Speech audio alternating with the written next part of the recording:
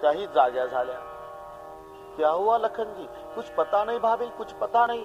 आधी रात हो गई तो भी भैया सोते नहीं, रो रहे हैं. क्या हुआ करुणा निदान? कुछ नहीं जानती. लेकिन आप क्यों रो रहे हो?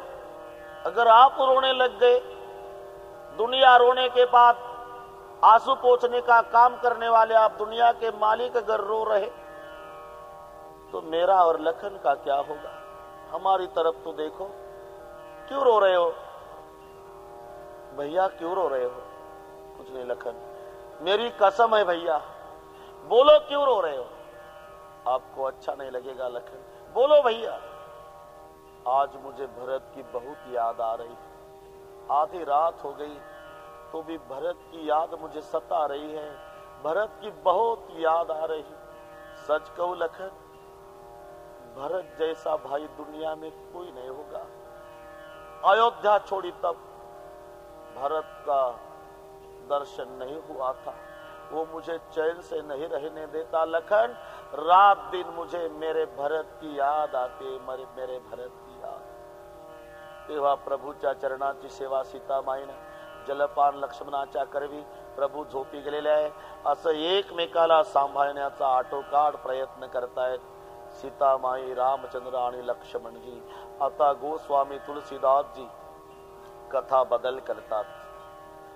यमुना माई पासून गुहक आणि 4 शिष्य वापस केले होते प्रभूने. 4 शिष्याच्या समवेत गुहकजी भारद्वाजजीच्या आश्रमात येतात. शिष्य आश्रमात प्रवेश करतात. गुहक आणि भारद्वाजजीला प्रणाम केला आणि भारद्वाजजी तिथून निघाले. गंगेच्या अलीकडच्या काठाला आले. अजून तो नावाडी अलीकडच्या काठालाच बसलेला होता. नावेजवळ बसून रडत होता. इतक्यात गुहकजी आले. गुहक आणि नावाड्याच्या खांद्याला हात लावून हलवलं. सावध झाला.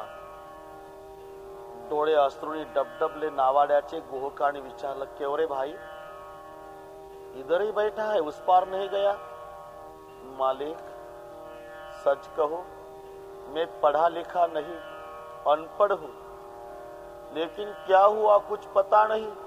भगवान को देखने के बाद अब संसार देखने का दिल नहीं चाहता मालिक. अब संसार देखने का दिल नहीं चाहता. आप तो भाग्यशाली है, भगवान आपको साथ ले गए, लेकिन इस पापी को तो भगवान ने छोड़ दिया. गुहक जी बोले, अरे मैं भी इतना कहां भाग्यशाली हूं मेरे भाई. मेरे भी भगवान की सेवा करने की बहुत इच्छा थी, लेकिन मालिक ने तो मुझे भी लौटा दिया. चल भाई, भगवान की इच्छा में इच्छा मिलाना ये भक्त का कर्तव्य होता है. चल चल, मुझे उस पार ले चल. आणि मग तो नावाडी गुहकाला नावेत बसवतो आणि नाव अलीकडच्या काठाला आली. गुहकजी नावेतून उतरले. नावेतून उतरल्यावर एक पुढचं ते नावाड्याचं ऐकून चकित झाले गुहक. एकाएकी नावाडी गंगेच्या काठाला आणि जोरात वरडून वरडून आपल्या जाद भाईला हाक मारू लागला. ए नैया चलाने वाले, ए मेरे जाद भाई, सब दौड़ दौड़ कर आओ, मुझे मदद करो. आओ मेरे जाद भाई, ये नैया चलाने वाले केवट लोग. जेव्हा नावाडी धावत धावत धावत धावत नावाड्याकडे येतात. 5-25 नावाडी. अरे क्या हुआ, क्या हुआ, कौन सी समस्या है, क्या हुआ? गुहक देख रहे थे इनको हुआ क्या. बहुत रो रहा केवट, बहुत रो रहा. अरे क्यों रो रहा है, क्या हुआ? मेरी एक प्रार्थना है मेरे भाई, मुझे मदद करो. बोलो तो. इस नैया को उठाओ. 5-25 नावाड्यांनी मदत केली. नाव उचलली, गंगेच्या काठावर आणून ठेवली. गुहक नुसता बघत होता. गंगेच्या काठाला नाव ठेवलेली आहे. नंतर त्या नावाड्यानं गंगेमध्ये स्नान केलं. गंगेच्या पाण्यानं नाव धुवून काढली, रानातली फुलं गोळा केली, नावेला फुलं वाहली, नावेला प्रदक्षिणा घातल्या, नावेला साष्टांग दंडवत घातला. गुहकाने विचारलं, अरे क्यों रे भाई, धंधा नहीं करने का? मालिक, 80-80 हजार साल लोहे का आटा खाकर ध्यान करने वाले के ध्यान में नहीं आने वाले दुनिया के मालिक, मुझे सेवा मिली है, भगवान का दर्शन हुआ है, सानिध्य मिला है, ये मेरे भगवत प्राप्ति का साधन है. ये फूटी टूटी नैया इस गरीब के पास नहीं होती तो आज मुझे भगवान नहीं मिलते मालिक. ये मेरे भगवत प्राप्ति का साधन है. जिस नैया को भगवान के पांव लगे हैं उस नैया को अब संसारी लोगों के पांव नहीं लगने देने के. 14 साल मैं नैया की पूजा करते रहूंगा, भीख मांगकर पेट भरूंगा, लेकिन इस नैया में संसारी लोगों के पांव नहीं लगने देने के, उनको नहीं बिठाने का. 14 साल में नैया संभालते रहूंगा मालिक. 14 साल के बाद मेरे भगवान आएंगे तो इस नैया में बिठाकर भगवान को इस पार ले आऊंगा. तब तक बस पूजा ही करते रहूंगा, पूजा ही करते रहूंगा, क्योंकि ये मेरा भगवत भक्ति का, भगवत प्राप्ति का साधन है. इस नैया से मुझे भगवत प्राप्ति हुई है. ऐसा ही कहा जाता है. उस केवट ने अपने आंख पर पट्टी बंधी 14 साल. बाकी के केवट पूछते रात दिन सवाल वही पूछ रहे थे, क्यों रे भाई आंख पर पट्टी क्यों बंधी है? तो आंसू भरे आंखों से जवाब देता था, भाई जिस आंखों से भगवान देखा है उस आंखों से अब संसार नहीं देखने का. 14 साल के बाद भगवान आएंगे तो पट्टी खोलकर दर्शन करूंगा. 14 साल साधना करते रहा वो केवट. गुहक जी आ जाते हैं. जब गुहक जी आए आणि गुहकाने बघितलं, जेव्हा पुढचं दृश्य पाहिलं गुहकाने, गुहकाची हिम्मत होईना पुढे पाऊल टाकायची. असं कोणतं दृश्य होतं? आज रामचंद्र वनवासात जाऊन 6वा दिवस आहे, तरी सुमंताचा रथ त्याच ठिकाणी उभा आहे. सुमंतजी जमिनीवर बसलेले आहे, अश्रू सुकलेले आहे, रथाच्या चाकाला डोकं टेकलेलं आहे, रथाचे घोडे तसेचे तसे जोडलेले आहे. सुमंताच्या मुखातून कणत शब्द निघतात, राम राम सिये लखन पुकारी. घोड्याकडे बघितलं जेव्हा गुहकाने, नहीं तृण चरई न पियई जल मोच ही लोचन बारी. 6 दिवस घोड्याने चारा खाल्ला नाही, घोडे पाणी प्याले नाही, लोचन मोच ही बारी. घोड्याच्या डोळ्यातून घळघळ घळघळ अश्रू वाहतात आणि हे जनावर एवढी प्रभूच्या वियोगानं दुःखी झालेली जेव्हा गुहकानं बघितली, व्याकुल भय निषाद सब रघुवर बाज निहार. जेव्हा गुहकाने सुमंतजीच्या खांद्याला हात लावून हलवलं, सुमंतजी सुमंतजी सुमंतजी. सुमंतानं डोळे उघडले आणि भक्त भगवंताच्या पायाला मिठी मारतो याप्रमाणे सुमंतानं अयोध्येच्या प्रधानानं एका भिल्ल्याच्या पायाला मिठी मारून रडायला सुरुवात केली. गुहक, सुमंत जी आप गए नहीं अयोध्या, बस तुम्हारे, तू अकेला नहीं मेरे भाई, तुम्हारे पूरे भिल्ल लोग शाम सुबह मुझे रात दिन यही सवाल पूछ रहे कि आप अयोध्या क्यों नहीं गए, अयोध्या क्यों नहीं गए, अयोध्या क्यों नहीं गए. मैं आपकी राह देख रहा था गुहक, अयोध्या जाने का दिल नहीं चाहता, मेरी एक प्रार्थना स्वीकार करो. क्या सुमंत जी, मेरी पर्ण कुटी बना दो, एक झोपड़ी बना दो। मैं 14 साल गंगा के तट पर झोपड़ी में रामचंद्र जी का संकीर्तन करते रहूंगा, चिंतन करते रहूंगा। 14 साल के पहले अगर मेरे प्राण निकल गए तो मुझे उठाकर गंगा के पानी में फेंक देना गुहक, लेकिन अयोध्या मत भेजो, मत भेजो अयोध्या, मत भेजो। अयोध्या के सब सुखी सुमंत ने देखे हैं गुहक, इतना दुख मैंने जिंदगी में कभी नहीं देखा। अयोध्या जाने का दिल नहीं चाहता, बस इतनी कृपा करो गुहक, इतनी कृपा करो, मुझे अयोध्या मत भेजो। सुमंत जी, मेरी भी इच्छा थी भगवान के साथ जंगल में सेवा करने की, लेकिन मालिक ने तो मुझे भी लौटा दिया। आप अयोध्या के बुजुर्ग व्यक्ति हो सुमंत जी, अयोध्या के बुजुर्ग व्यक्ति हो। हाँ सुमंत, मैं बुजुर्ग व्यक्ति हूं, लेकिन जो इंद्रदेव को मदद करने वाला पराक्रमी महाराज दशरथ भूमि पर गिरा हुआ मैंने देखा, मुझे देखा नहीं जाता, मुझे से नहीं देखा जाता।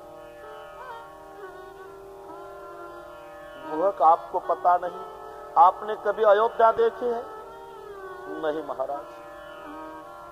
तो ये सुमंत ने पूरी अयोध्या देखी है, अयोध्या को सुमंत जानता है। अगर मैं अयोध्या में गया तो प्रजाजन मेरे सामने आएंगे, सवाल पूछेंगे, सुमंत जी लाया रामचंद्र जी को, तो मैं प्रजाजनों को कहूंगा, मेरे भाई मेरी मनस्थिति ठीक नहीं है, मुझे सवाल मत पूछो, मत पूछो सवाल। प्रधानमंत्री के नाते मैं कहूं, भरत और रिपुसुदन दोनों भाई तो अयोध्या में नहीं है गुहक। कई को तो सवाल पूछने का अधिकार ही नहीं। एक बात कहूं गुहक, क्या सुमंत जी, मेरी मां सुमित्रा बहुत समझदार है, बहुत समझदार है। मेरे आंखों में आंसू देखने के बाद मेरी मां सुमित्रा समझ लेंगी, वो सवाल नहीं पूछेगी। महाराज दशरथ जी को तो मूर्छा आई है, वो सवाल पूछ नहीं सकते। लेकिन एक बात कहूं गुहक, एक व्यक्ति मेरे हृदय के टुकड़े टुकड़े कर रही है, कलेजा तोड़ रही है, टुकड़े टुकड़े कर रही है गुहक। कौन? बड़ी आशा से मेरी राह देख रही होगी मां कौशल्या, मेरा सुमंत आएगा,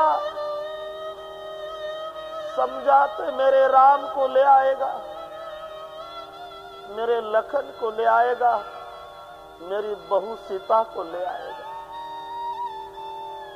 बड़ी आशा से मेरी राह देख रही होगी मां कौशल्या। खाली रथ अयोध्या में मैं जब ले जाऊंगा, मेरी मां कौशल्या दौड़ दौड़ कर मेरे पास आएगी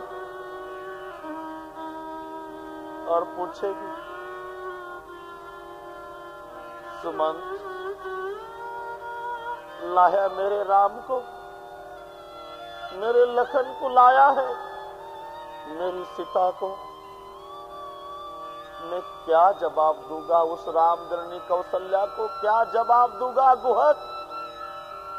मेरी प्रार्थना स्वीकार करो, गंगा के तट पर मेरी झोपड़ी बना दो। खाली रथ ले जाने का दिल नहीं चाहता, 14 साल के बाद भगवान आएंगे, इस रथ में बिठाकर मैं अयोध्या ले जाऊं, लेकिन मत भेजो। बहुत समझा रहे, बहुत समझा रहे गुहक। सुमंत जी मेरी प्रार्थना स्वीकार करो और अयोध्या के आप बुजुर्ग व्यक्ति हो, अयोध्या को संभालो, मेरी प्रार्थना है। मेरी प्रार्थना है आप अयोध्या जाओ सुमंत जी, अयोध्या जाओ. खूप प्रयास करतायत गुहक जी. सुमंतजीला रथात बळच बसवलं, भिल्लांना बोलवलं, भिल्लांनी घोड्याचे लगाम धरले आणि घोडे जेव्हा अयोध्येकडे वळवले, अयोध्येकडे घोडे वळवल्यावर अयोध्येकडे घोड्यांना ओढणार इतक्यात रथाचे घोडे गरकर गंगेकडे फिरले, दोन पायावर उभे झाले आणि घोडे हिणू लागले. जणू त्या हिन्यातून घोडे सांगत होते, सुमंत जी आप जा सकते हो अयोध्या, हमें नहीं आने का. जिस पर हमारा मालिक गया है उसी पर जाएंगे, नहीं तो गंगा के पानी में फेंक दो महाराज, हम डूबकर मर जाएंगे तो भी अयोध्या नहीं आएंगे. गुहक भी रोने लग गया. अश्व की दशा देखकर सुमंत सर पटक पटक कर रोने लग गए. सुमंत जी सोच रहे, इस मुके जानवर को रामचंद्र जी का इतना दुख हुआ, वो कौशल्या माँ की क्या दशा हुई होगी. मैं क्या मुंह दिखाऊंगा माँ कौशल्या को. बहुत रो रहे, गुहक भी रो रहे, भिल्ल भी रो रहे, अश्व के आंखों में आंसू आ रहे. जब बहुत प्रयास किया, घोड्याचे लगाम धरून हळूहळू हळूहळू अयोध्येकडे चालवलं. कुठे घोडे थांबतात, पुन्हा माना वाकड्या करून गंगेकडे पाहतात, पुन्हा चालवतात घोड्यांना, पुन्हा थांबतात. सुमंतजी रडू लागले. गुहकजी लटलट कापत रडत होते. सुमंतजी पुन्हा पुन्हा प्रणाम करतायत. गुहक आ जाओ सुमंतजी असं सांगतात. कधी कधी घोडे थांबतात. त्या घोड्यांना भिल्ल लोक चाबूक मारतात. थांबलेल्या घोड्याला चाबूक मारला की सुमंतजी रथात उठून उभे राहून रडतात, आक्रंदून उठतात, भिल्लांना हात जोडतात. अरे मत मारो मेरे भाई, मत मारो. उस गूंगे प्राणियों ने तुम्हारा क्या बिगाड़ा है. इस जानवर को कितना दुख हुआ ये केवल सुमंत जानता है. मत मारो मेरे भाई, मत मारो. मारना है तो इस पापी सुमंत को मारो, लेकिन अश्व को मत मारो. असं करीत करीत करीत अयोध्येच्या जवळपर्यंत रथ आलेला आहे. सुमंतजींनी त्या भिल्लांना तिथून वापस केलं. मंदिरात घंटानाद ऐकू येत नाही, कोणी कोणाशी बोलत नाही. अजून दिवस आहे. सुमंतजीने विचार केला, दिवसाचा प्रवेश अयोध्येत करावा. एक एक प्रजाजन मला वैयक्तिक प्रश्न विचारल, कोणाकोणाला काय सांगू. त्यापेक्षा सूर्य मावळला म्हणजे अंधार पडल्यावर मध्यरात्री सर्व झोपी गेल्यावर प्रवेश करील. म्हणून सुमंतजी मध्यरात्री पर्यंत थांबतात. अयोध्येच्या बाहेर मध्यरात्र झाली. मध्यरात्री नंतर सुमंतजीने अयोध्येमध्ये प्रवेश केला. आज राम वनवासात जाऊन 6वा दिवस आहे. प्रजाजनापैकी कोणी जेवण केलेलं नाही, कोणी झोपलेलं नाही. सर्व प्रजाजनांना एकच आशा, सुमंत कोणाला तरी वापस आणणार. आणि जेव्हा सुमंताचा रथ अयोध्येत प्रवेश झाला, रथा समवेत सुमंताचा, रथाच्या चाकाचा खडखडाट ऐकून सर्व प्रजा सावध झाली.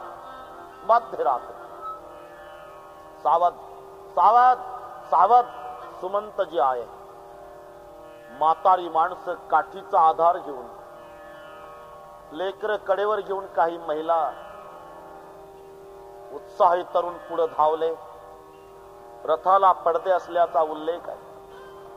पडदे बाजूला सारण्याचा प्रयत्न करणार तरुण, तेव्हा म्हातारे माणसं प्रतिबंध करू लागले. तरुणांनो, नका रे बाबा, नका पडदे बाजूला सारू.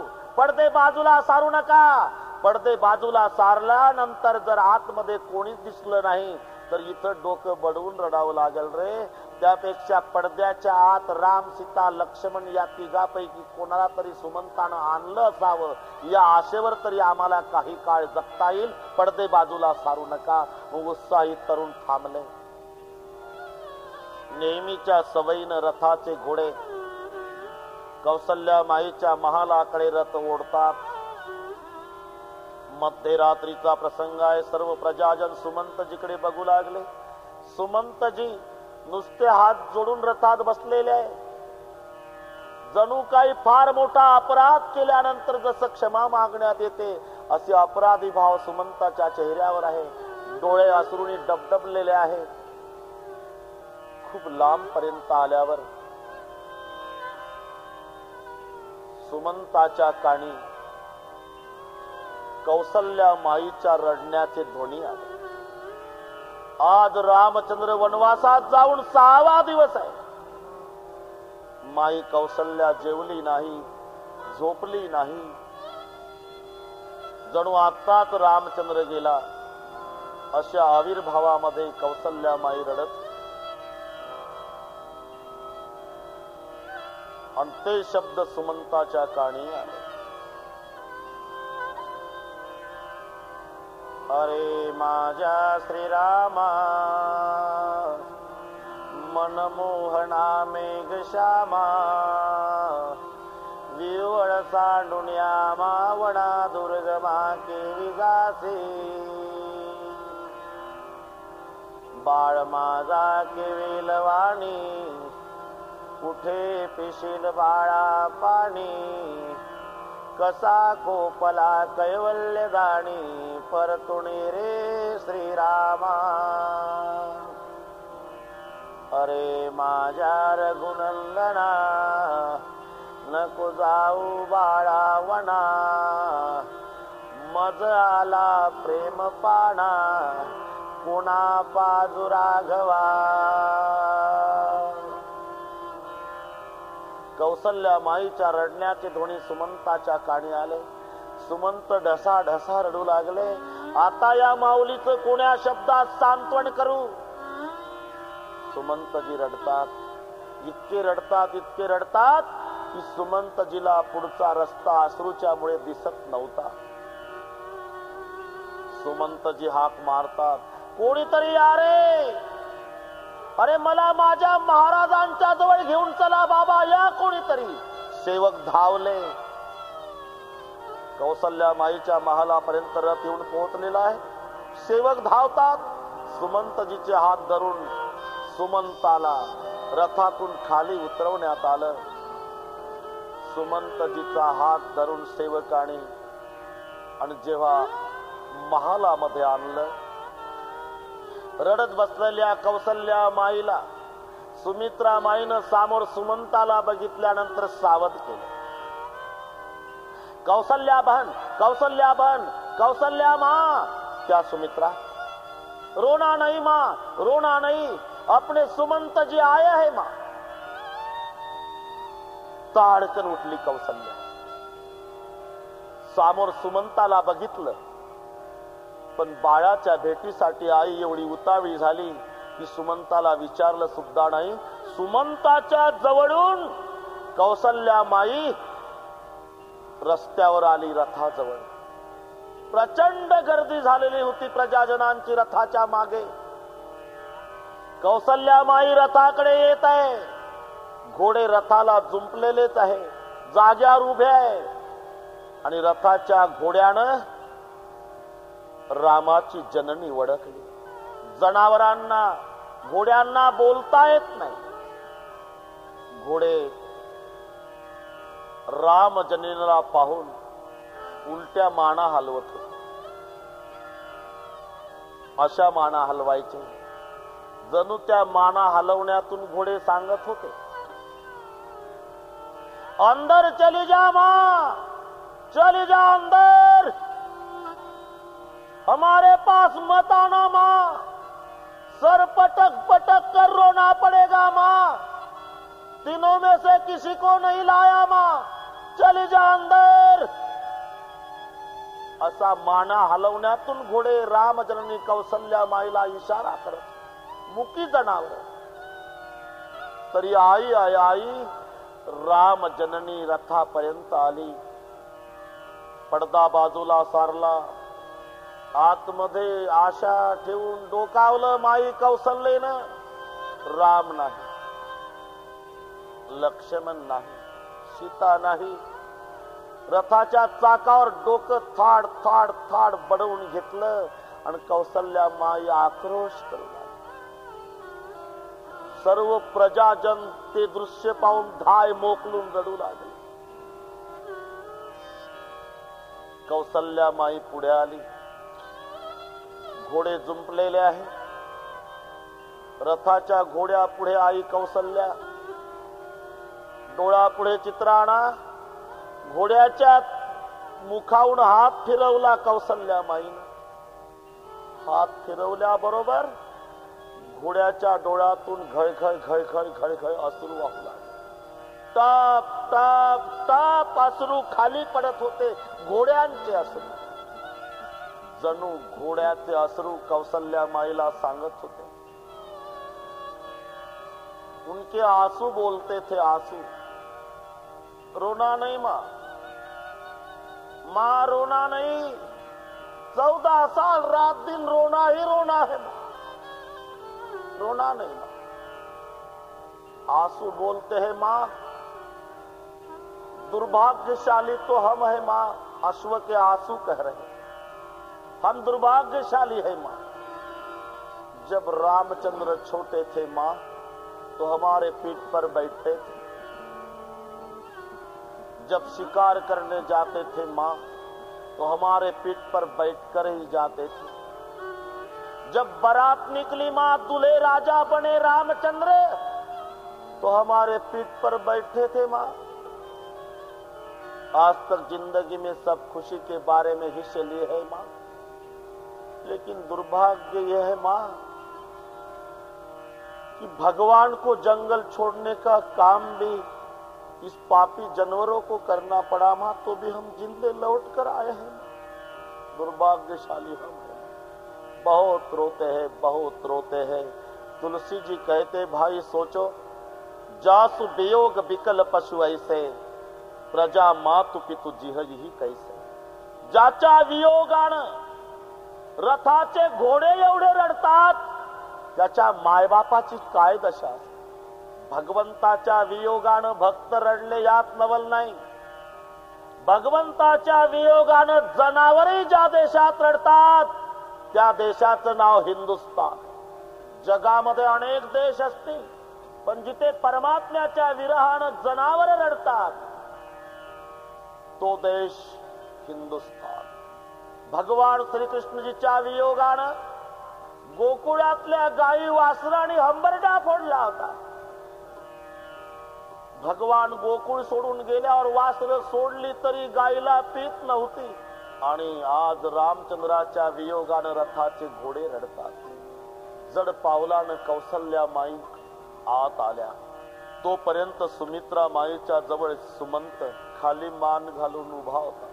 रामजननी कौसल्या डबडबल्या डोळ्यानं सुमंताच्या पुढे येऊन उभ्या राहिल्या. तेव्हा सुमंतानं खाली मान घातली. रोने लग गया.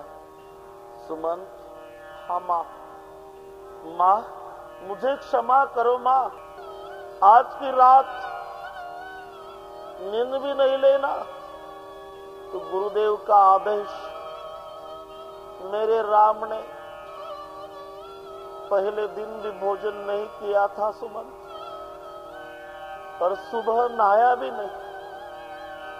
तो मेरे राम के साथ आप कुछ दिन तक थे सुमंत.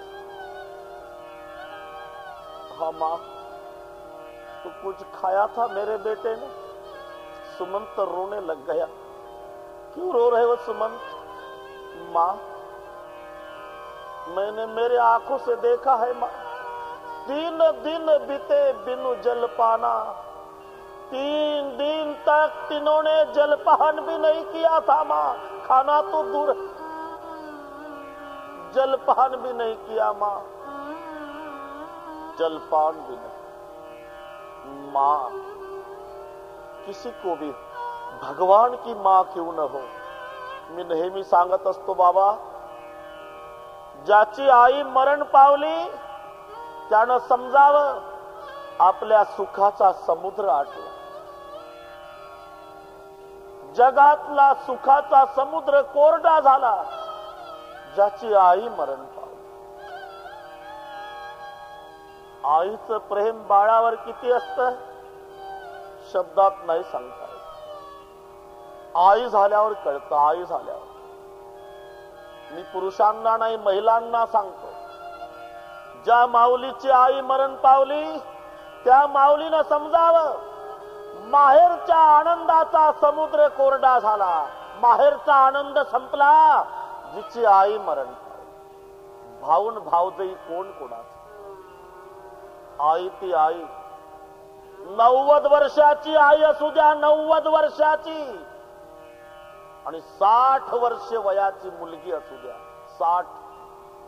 जेव्हा मुलगी माहेरी येते तेव्हा 60 वर्ष वयाची मुलगी आणि 90 वर्षाची आई. सुरकुत्या पडलेल्या, लुगडं फाटकं, केस पांढरे झालेले, मुखात दात नाही, दोरीनं बांधलेला चष्मा, नीट दिसत नाही, चालवत नाही, तरी कोणीतरी येऊन सांगतं, आजी आजी आजी. काय बेटा, तुमची मुलगी आली.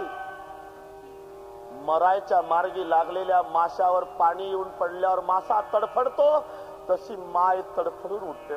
90 वर्ष वयाची. कुठून बळ येतं कोणास माहित. नुसता शब्द ऐकते तुमची मुलगी आली, ताडकन उठती माय, ताडकन. काठी टेकत टेकत घराच्या समोर येते. तिला दिसत नाही, इकडे तिकडे मान फिरवते. कुठं आहे ग ताई, कुठं आहे. इकडे आहे आई, मी इकडे आहे.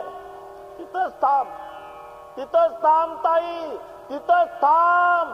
ताई 60 वर्ष वयाची, आई 90 वर्ष वयाची. प्रेम पहा, माहेरचं प्रेम. तिथंच थांब. माय घरात येते हो. स्वयंपाक घरातले भाकरीचे 2 तुकडे हातात घेते. 90 वर्षाची माय लेकी जवळ येते. थरथरते हातानं. एक तुकडा उजव्या भागाला फेकते, एक तुकडा डाव्या भागाला. दोन्ही हाताचे बोट मोडून म्हातारी माय आशीर्वाद देते. जन्म जन्मी सुखी राय माझी लेकी. हा आनंदाचा समुद्र कोरडा झाला ज्या माऊलीची आई मरण पावली. कौन सी है वो चीज जो यहाँ नहीं मिलती. सब कुछ मिल जाता है लेकिन माँ नहीं मिलती. सर्व मिळेल जीवनामध्ये, सर्व मिळेल, आई नाही मिळणार. आणि आईचं प्रेम आई झाल्यावर कळतं. आई झाल्यावर. कशी असू द्या आपली आई, अशिक्षित असू द्या, दिसायला कुरूप असू द्या, काळी सावळी असू द्या, फाटकं लुगडं नेसलेली असू द्या, तरी तिच्या प्रेमाची सर रंभेला येणार. जेव्हा अभिमन्यू रण मैदानामध्ये घायल होऊन पडला, शेवटचे श्वास मोजत होता, तेव्हा अभिमन्यूची आई सुभद्रा रडायला लागली. समजूत घालायचं काम भगवान श्रीकृष्ण करतात. सुभद्रे, सुभद्रे, रडणं शोभत नाही तुला का देवा. तू कोण आहे. अर्जुनासारख्या वीराची बायको आहे तू. पंडू राजाची सून आहे सुभद्रे. तू देवाची बहीण आहे.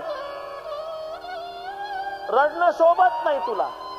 रडता रडता सुभद्रा सांगू लागली, देवा नाते पाठ आहे रे मला, नाते पाठ आहे. मग का रडते सुभद्रा. मी तुझी शपथ घेऊन सांगते देवा, मी अर्जुनाची बायको रडत नाही, मी पंडू राजाची सून नाही रडत देवा, मी देवाची बहीण रडत नाही देवा, मी अभिमन्यूची माय रडते. तुला कळणार नाही देवा, तू पुढच्या जन्मी कोणाची आई हो.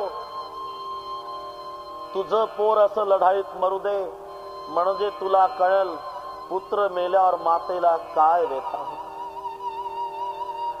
किंबहुना धनुधरा जो मातेची आय उदरा, तो मातेचा सोयरा केतुला.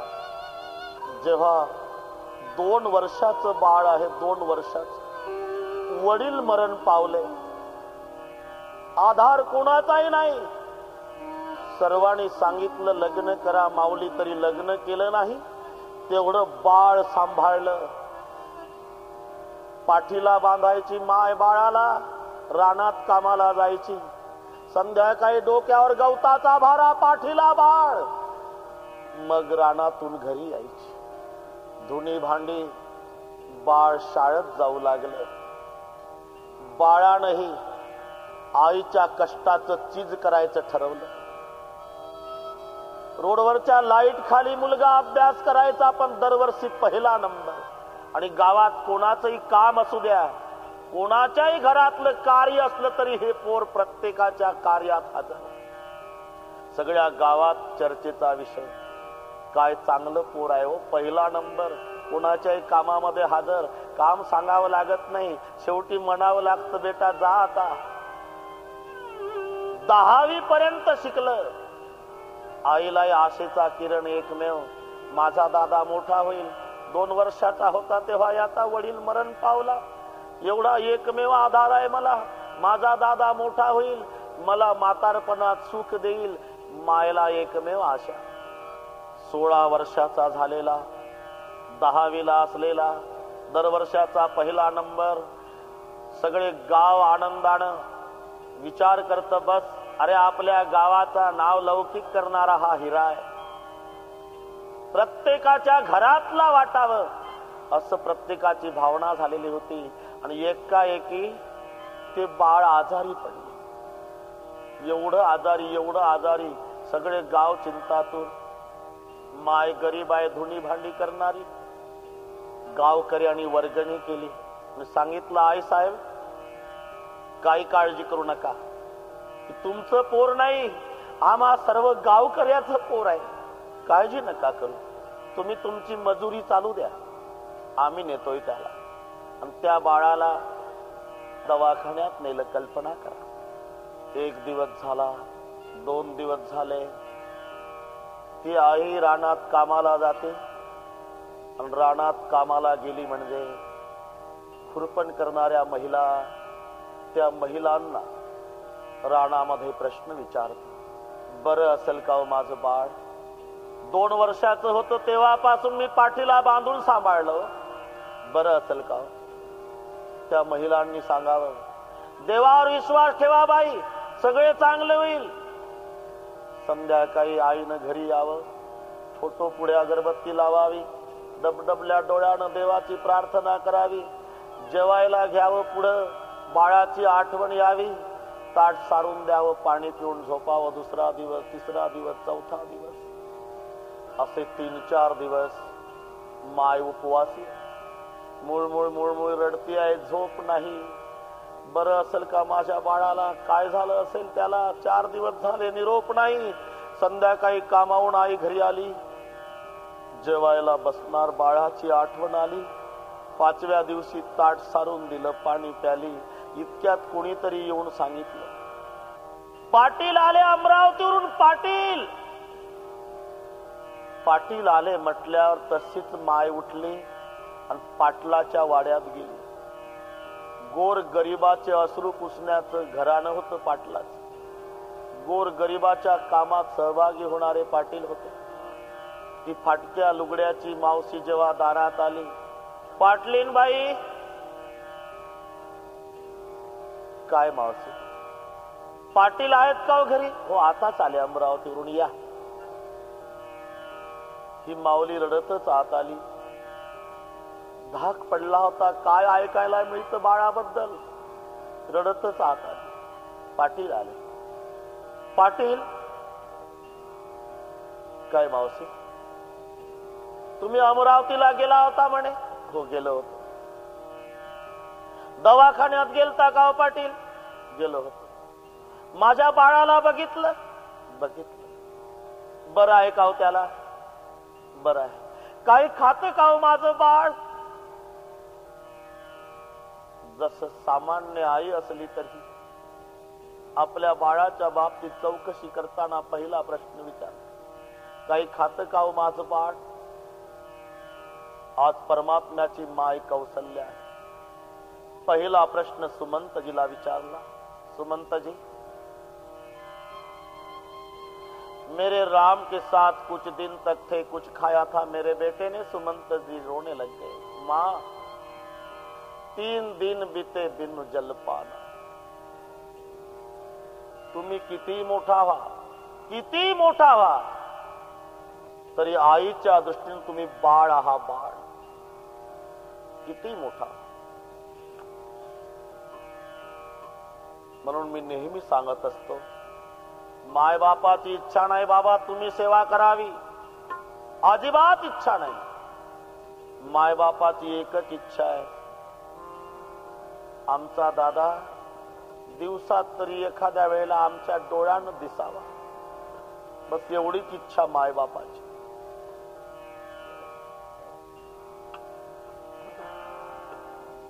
तुम्ही माय बापाला किती त्रास द्या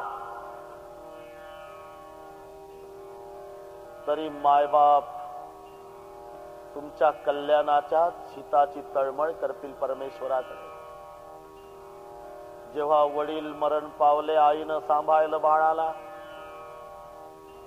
मोलमजुरी केली, मुलगा पदवीधर झाला, नोकरी लागली, मोठा बंगला बांधला मुलानं, आणि आईनं सांगितलं बेटा लग्न करून घे रे, मला सून बघायची. लग्न केलं. याच्यापेक्षा जास्त शिकलेली पत्नी मिळाली, ती नांदायला आली आणि तिनं 15 दिवसानं गारहाणं सुरू केलं. हे पहा सगळे चांगलं आहे, पण ही म्हातारी नाही सोबत आपल्याला. तुम्हाला काय माहितीये, तुम्ही दिवसभर ऑफिसला जाता आणि माझ्या डबल ग्रॅज्युएट मैत्रिणी येतात भेटायला, चहा कांदा पोहे दिवसभर चालतोय, परिचय करून देताना लाज वाटली तुमची माय सांगताना, माझी सासू म्हणताना. हिला हाकला घराच्या बाहेर. झालं. दुसऱ्या दिवशी माय घरातून काढली हो बाहेर, तरी माय त्याच गावात भीक मागत होती. दोघं नवरा बायको एसीच्या रूम मध्ये कलर टीव्ही पाहतात आणि माय जर्मनच्या ताटामध्ये त्याच गावात भाकरी मागत फिरते.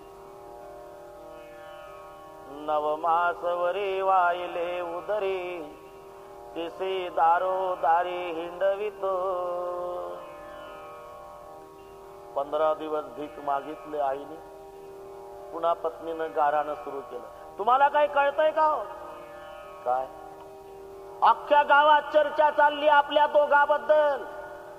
पूर्ण गाव निंदा करतय आपली. कारण हे भीक मागतीन गावात म्हातारी, अख्खं गाव नाव ठेवतं आपल्याला. मग हिला गावाच्या बाहेर हाकला. दुसऱ्या दिवशी माय शेजाऱ्याच्या अंगणात आली भीक मागायला.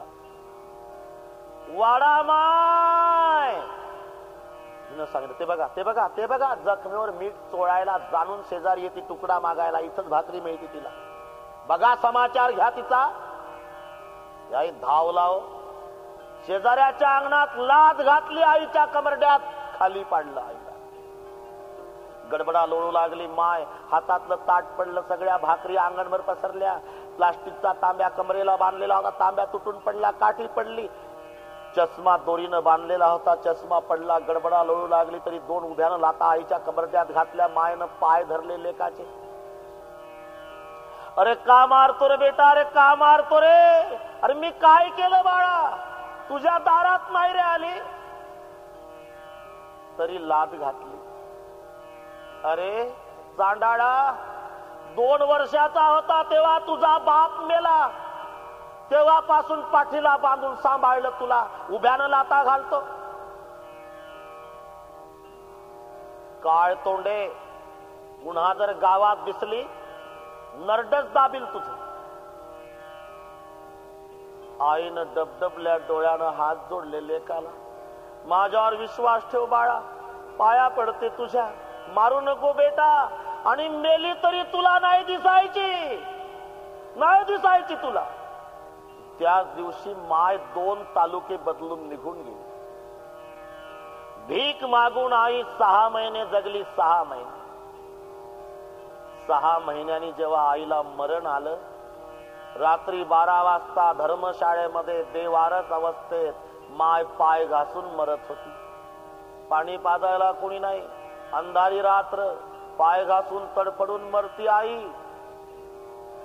तरी पांडुरंगाला एकच प्रार्थना करत होती, पांडुरंगा काही मागत नाही देवा, तुम्हाला काही मागत नाही, पण मरायच्या वेळेला मला फक्त माझ्या लेकाची आठवण येते देवा. कोणी नाही माझ्या दादाला, कोणी नाही. 2 वर्षाचा होता तेव्हा बाप मेला त्याचा. पाठीला बांधून सांभाळलं पांडुरंगा, पाठीला बांधून सांभाळलं. माझ्या कमरड्यात लाता घातल्या असेल, मला जेवायला दिलं नसल, हाकलून दिलं असेल, तरी माय आहे मी त्याची. तो माझ्या पोटचा गोळा आहे. मी प्रार्थना करते पांडुरंगा, माझ्या बाळाचा गुन्हा माफ करा आणि माझा दादा जन्मभर सुखाचा ठेवा. तुम्ही आईच्या कमरड्यात उभ्यानं लाता घाला, तरी आई आशीर्वाद दिल्याशिवाय मरणार नाही. आईला एकच माहिती आहे, आपल्या बाळाला आशीर्वाद दे. म्हणून जगामध्ये कोणी किती मोठा झाला तरी आईपेक्षा मोठा होऊ शकत नाही. जगात सर्वात श्रेष्ठ पात्र माता आहे. माता सबसे बड़ी है माँ, पगले सबसे बड़ी है माँ,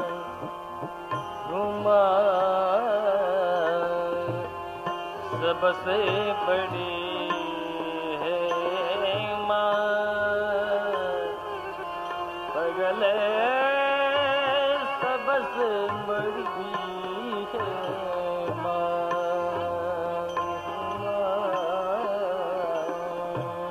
सबसे बड़ी है माँ, पगले सबसे बड़ी सबसे बड़ी है माँ,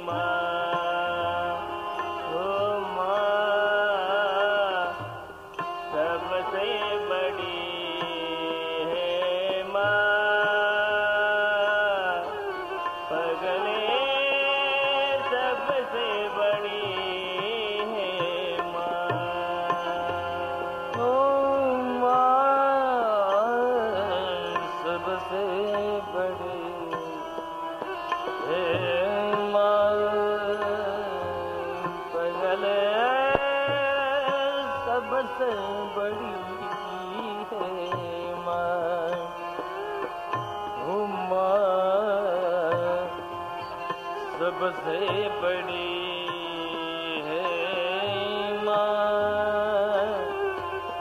पगले रे सबसे बड़ी है माँ,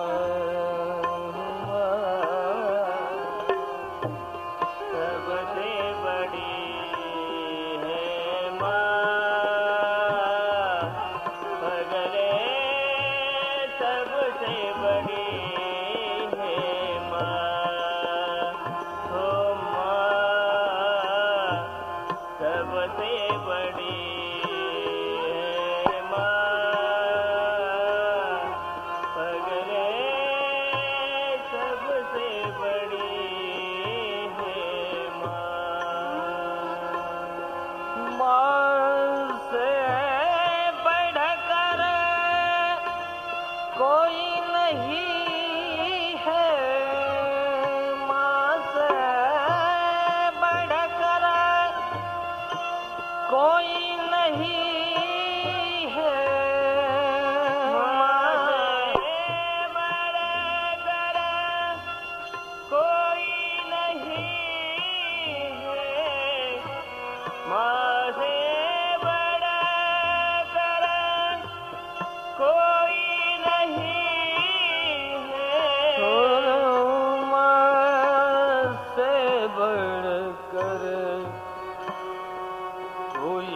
नहीं है।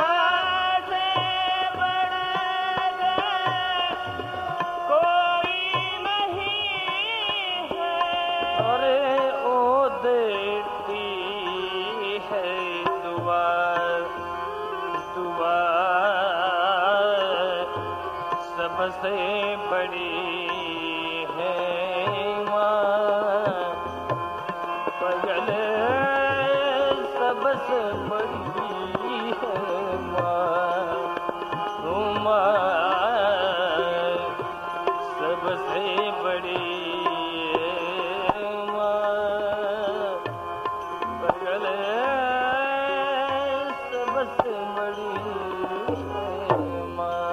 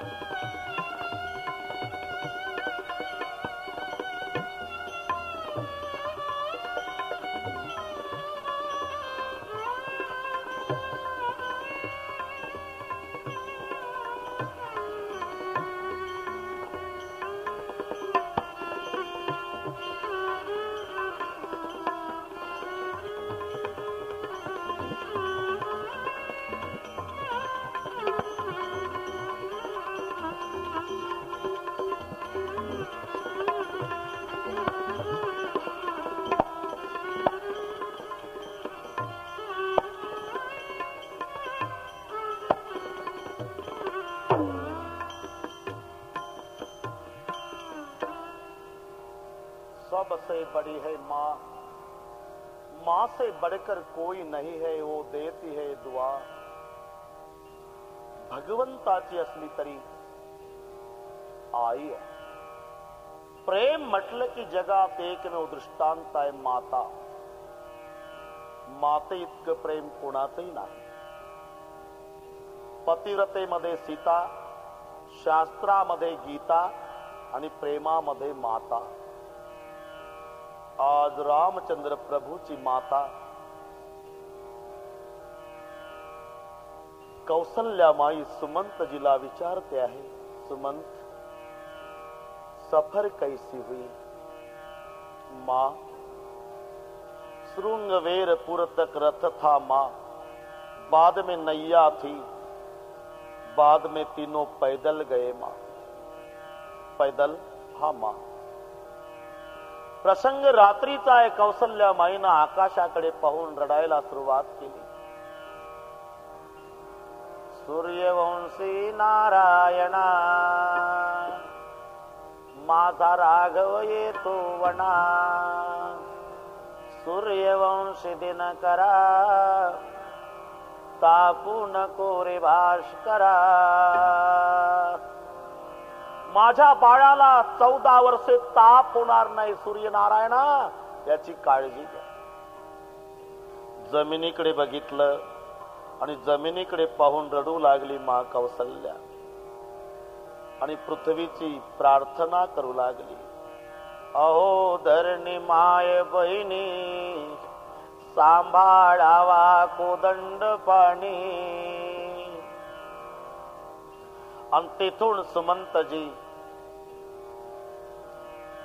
दशरथजी जिथे मूर्छा येऊन पडलेले त्या ठिकाणी येतात.